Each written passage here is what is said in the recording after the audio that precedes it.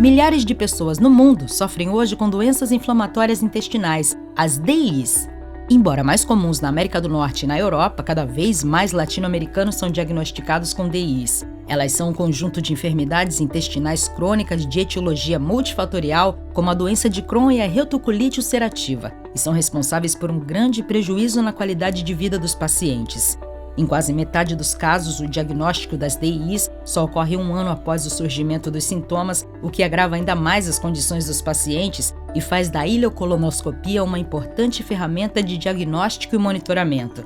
Saber interpretar as nuances das DIs, caracterizar as principais lesões endoscópicas, além de descrevê-las e classificá-las corretamente, é essencial para um diagnóstico preciso e oportuno. Pensando nisso, a Janssen, como principal parceira em ações de educação médica em DI, desenvolveu a plataforma Endoscopia Digital, uma plataforma de conteúdo especializado em endoscopia nas DIs, com imagens, descritivos, videoaulas e atualizações em parceria com os principais líderes da área. Uma plataforma que vai dar um grande apoio aos médicos que cuidam de pacientes com DI, além de minimizar o impacto do atraso no diagnóstico e permitir que pacientes recebam um melhor acompanhamento. Acesse Janssen Pro e confira essa novidade. Fique agora com a aula da doutora Cristina Flores, médica gastroenterologista especialista pela Federação Brasileira de Gastroenterologia e membro titular da SOBED.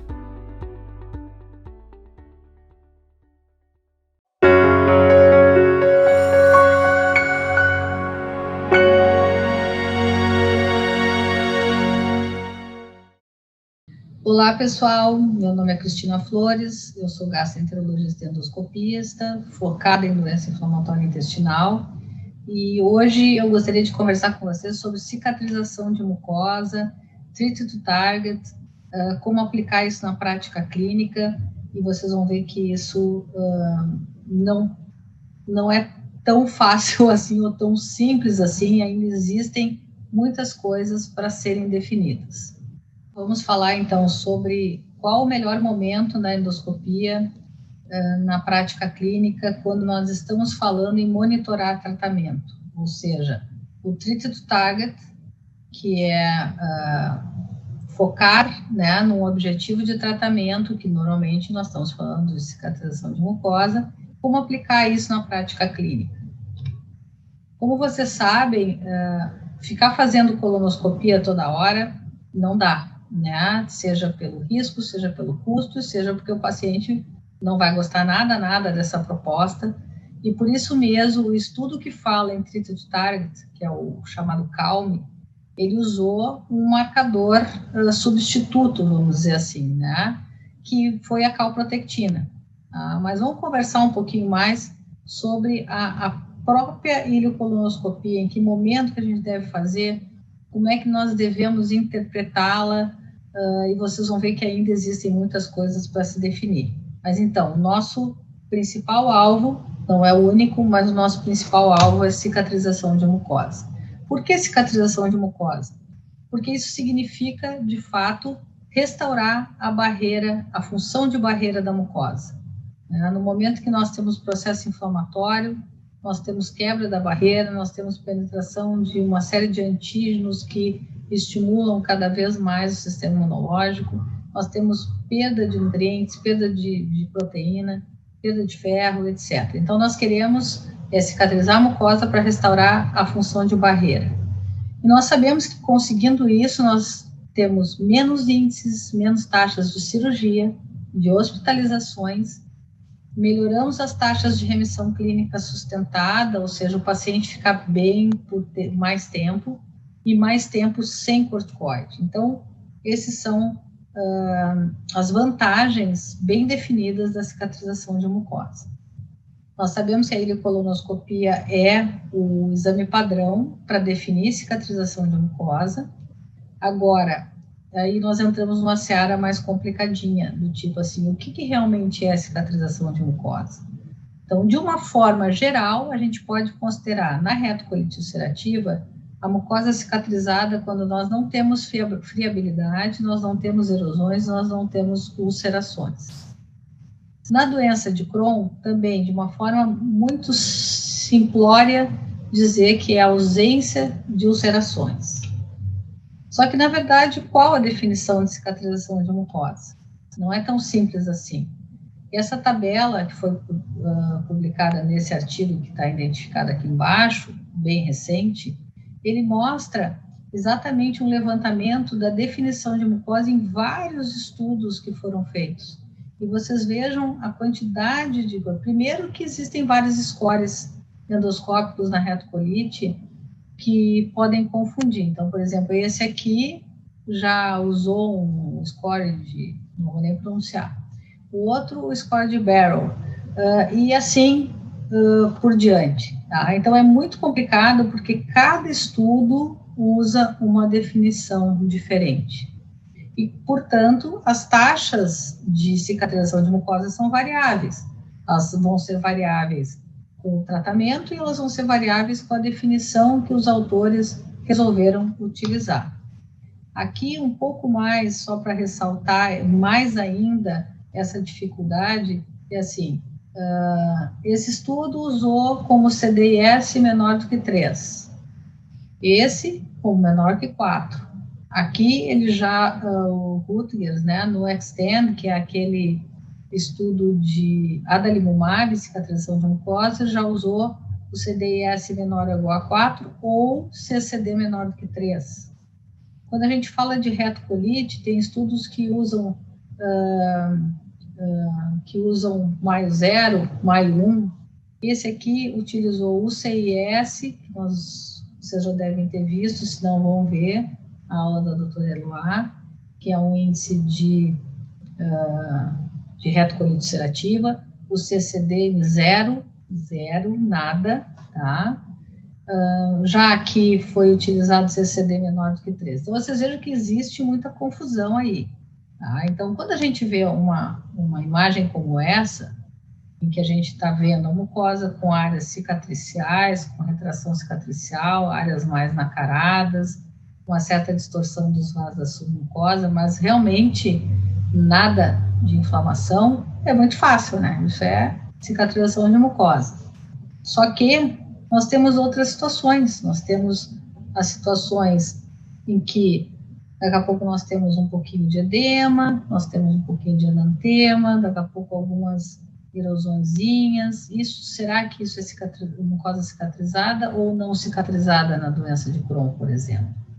Então, o fato é que não existe um ponto de corte bem estabelecido para CCD ou CDIS, considerado como ótimo para cicatrização de mucosa. Então, esse é um problema que a gente enfrenta, mas que eu quero muito chamar a atenção de vocês, porque é de suma importância na hora que vocês vão ler os artigos e vão ver os resultados de cicatrização de mucosa, o que os autores daquele artigo escolheram como definição. Por isso que, assim, conseguir uma cicatrização de mucosa, considerando um CCD de 4, é lógico que o valor, a taxa de cicatrização de mucosa vai ser maior do que aquele estudo que levou em consideração o CCD menor do que 3. Né? Então, esses nuances são importantes. A Organização Internacional de Doença Inflamatória Intestinal fez uma revisão técnica, então, sobre os índices endoscópicos nos estudos clínicos. E eles, então, é um painel de experts, tá? Evidência grau D, painel de experts. Mas eles consideraram, então, que a gente deve levar em consideração uma resposta ao tratamento, uma resposta endoscópica ao tratamento, como uma redução de 50% no CCD ou CDIS. Tá? Uma remissão endoscópica, quer dizer, realmente não tem inflamação, um CCD entre 0 e 2, o que vale dizer menor que 3 também, tá? Uma remissão endoscópica pós-cirúrgica, e a gente volta para aquele cenário do Rutgers, um score de I0 ou I1, como eu falei na aula lá dos scores endoscópicos. Quando esse mesmo grupo foi para a retocolite ulcerativa, tá, e fez um consenso, eles consideraram assim, uma resposta ao tratamento, uma redução, né, para um maio menor ou igual a 1, ou um UCIS menor ou igual a 2. e consideraram, então, remissão endoscópica realmente maio 0 ou CIS.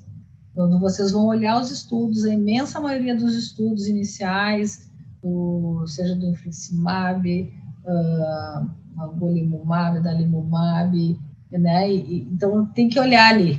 Qual foi a definição de cicatrização de mucosa? Maio 1 ou maio 0? Se vocês vão olhar os estudos mais recentes, existe uma tendência a considerar maio 0. Mas o importante é olhar lá realmente qual foi a definição utilizada pelos autores. Existe um outro detalhe importante, que é a questão de variabilidade interobservador e dentro de uma determinada classe de médicos, se eles são mais focados em doença inflamatória intestinal ou se são endoscopistas, mas não focados, tá? Então, esse estudo é muito interessante, porque o que ele fez? Ele pegou um grupo de médicos, tá? E fez um treinamento, e no caso do Maio e do Rutgers, ele fez um treinamento, fez a variabilidade interobservador, e um ano depois ele aplicou de novo, tá? E ele viu o seguinte, que antes do treinamento, o kappa entre os observadores era de 0,51, que é no máximo razoável.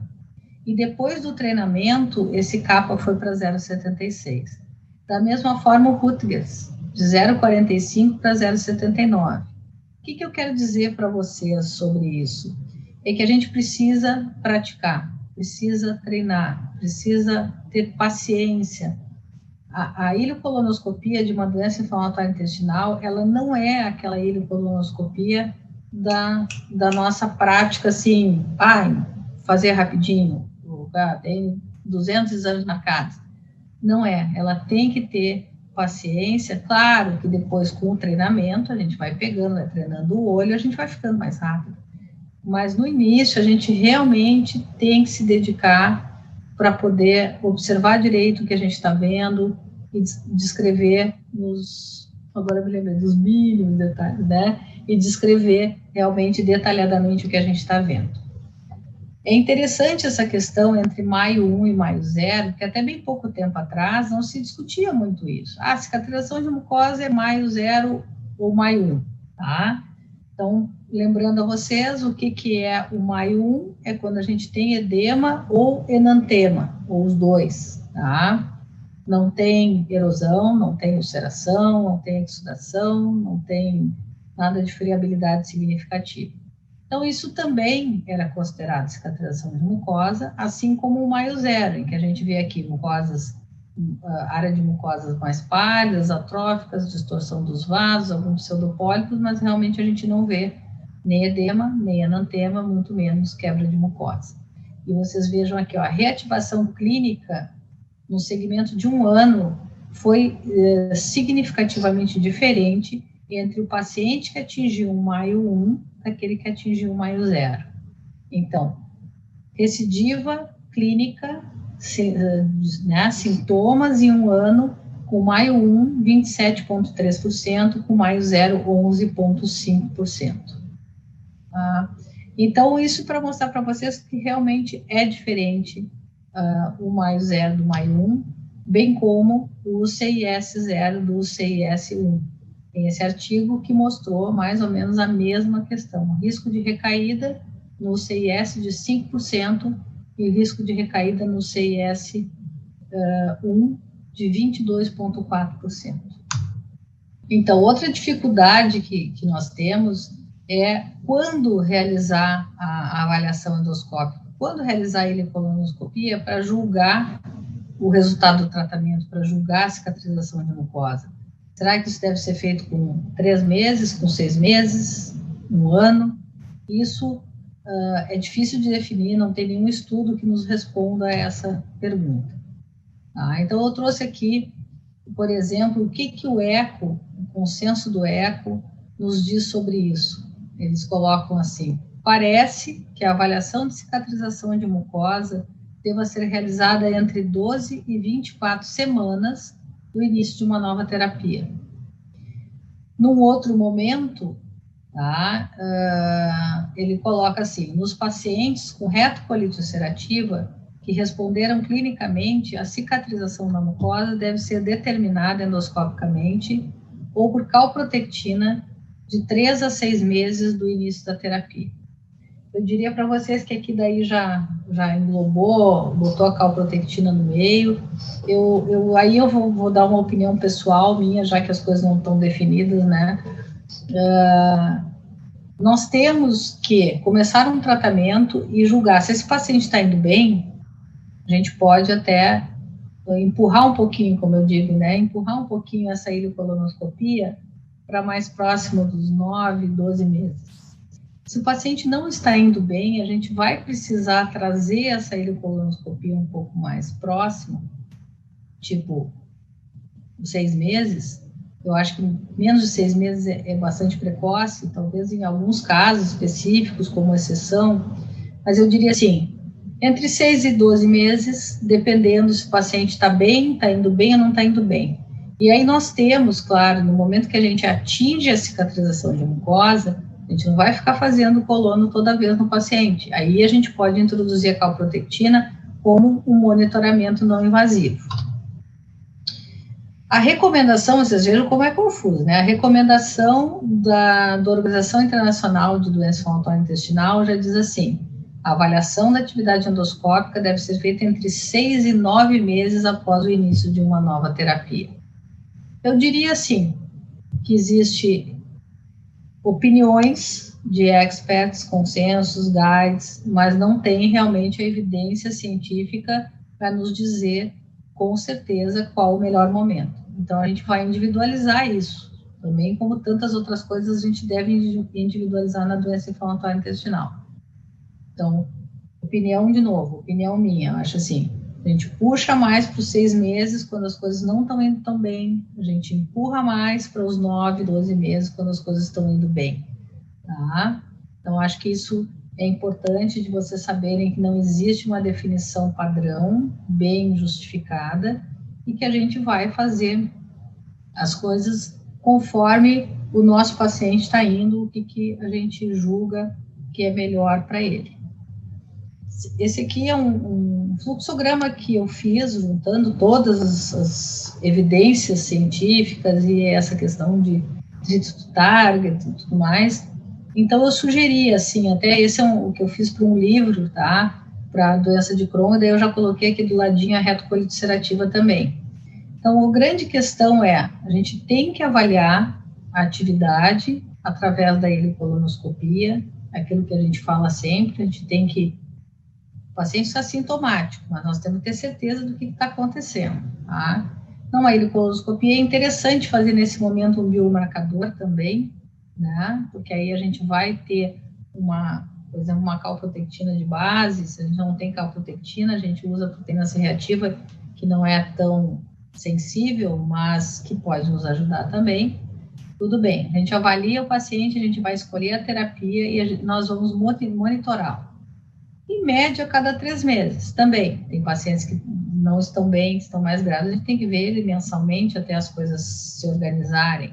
Mas, em média, a cada 3 meses, a gente faz uma reavaliação clínica com biomarcadores e entre 6 e 12 meses, uma reavaliação endoscópica. Se nós conseguimos a cicatrização de mucosa, beleza, a gente vai passar a monitorar esse paciente a cada 4 meses, com algumas exceções, principalmente se não estiver usando o imunossupressor ou imunobiológico, a cada 6 meses, e aí a gente pode fazer uma monitorização não invasiva com calprotectina. Se nós não atingimos a cicatrização de mucosa, aí nós vamos julgar se foi uma ausência de resposta, nós vamos trocar a terapia, se foi uma resposta parcial, a gente vai otimizar esse tratamento. Sempre lembrando, embora nós estejamos falando direto sobre os exames endoscópicos, a ileocolonoscopia, a gente não pode esquecer que existem aqueles pacientes, que em torno de 20%, que têm uma doença de Crohn de Delgado fora do alcance da ileocolonoscopia e que a gente tem que usar os exames seccionais de imagem para poder julgar o processo inflamatório e a resposta ao tratamento. Então, para concluir, tá? Não existe uma definição validada para cicatrização de mucosa. Nos estudos clínicos, as definições elas são praticamente escolhidas arbitrariamente pelos autores, então a gente tem que ter cuidado ao comparar dados. Tá? A retocolite, obviamente, é uma doença de mucosa, a classificação dela é mais simples, então também fica mais simples de definir. Então, hoje, Maio 0 ou o CIS 0 é o consenso de cicatrização de mucosa na retocolite ulcerativa.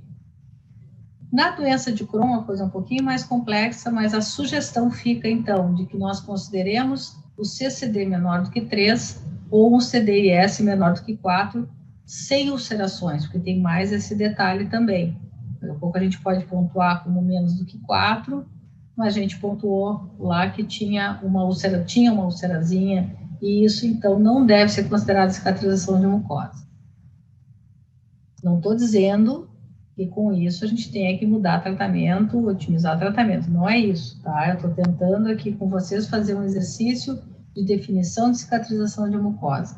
O que a gente vai fazer com o resultado, exatamente, aí também tem uma outra grande discussão e também a questão de individualizar a conduta. O momento para fazer isso também não está completamente definido, mas parece razoável entre 6 e 12 meses, julgando caso a caso, aquele que a gente vai trazer para 6 meses e aquele que a gente vai empurrar, vamos dizer assim, para 12 meses. Então, eu queria agradecer a atenção de vocês, a paciência, agradecer demais a Janssen pela oportunidade de estar aqui conversando com vocês sobre essas questões que são tão importantes e tão fundamentais no tratamento e no julgamento do resultado do tratamento dos nossos pacientes com doença intestinal. Obrigada.